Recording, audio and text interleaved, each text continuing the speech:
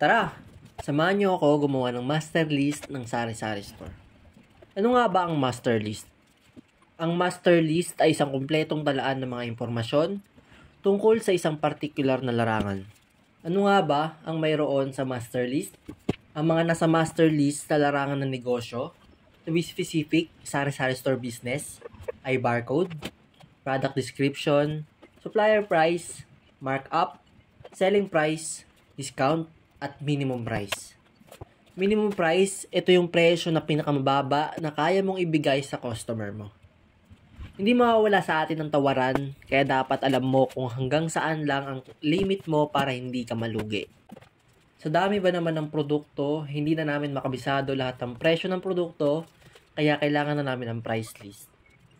Gusto rin namin mapabilis ang transaction, kaya balak namin gumamit ng POS system, pero kailangan muna ng data para mapagana ang POS system. Dumating nga pala ngayon si supplier ABC, kaya ayan inaayos ko. Pinagsusunod-sunod ko ang pagkakaayos para madalian ako sa pag-input. Kung ano ang pagkasunod-sunod sa resibo, ganun ko rin i-input ang mga data. Pinagsunod-sunod ko rin para hindi magulo. Supplier ABC pa ang tawag ko dahil hindi ko pa maaaring sabihin sa inyo dahil yan ang secret recipe kung iahambing sa pagkain. Kaya dapat hindi ito sinasabi sa ibang tao. Secret nga, di ba? Yung mga pagkakatiwalaan mo lamang ang dapat may alam nito. Comment reveal if want nyo talaga malaman. Malay nyo, makonvince nyo ako. Kasi marami kayo may gusto. Ayan. Ini-input ko na isa-isa mga produkto na dumating.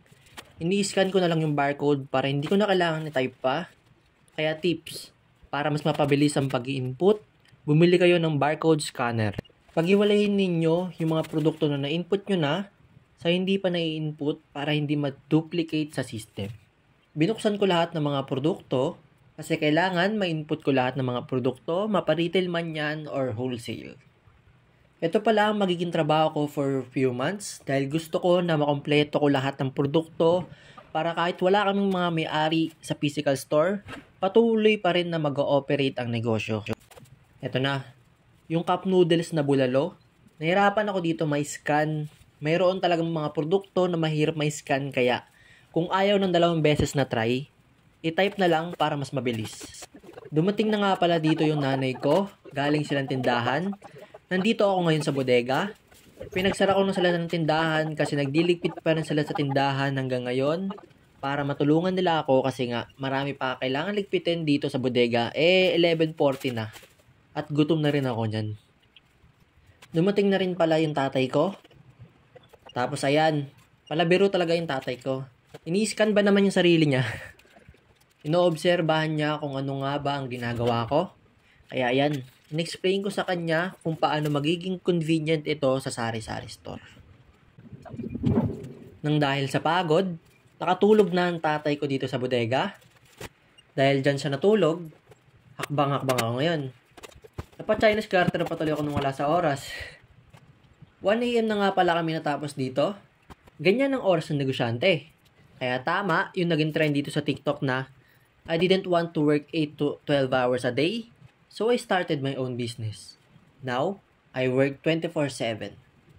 Pero for me, may mali. Yung term, dapat 17/7.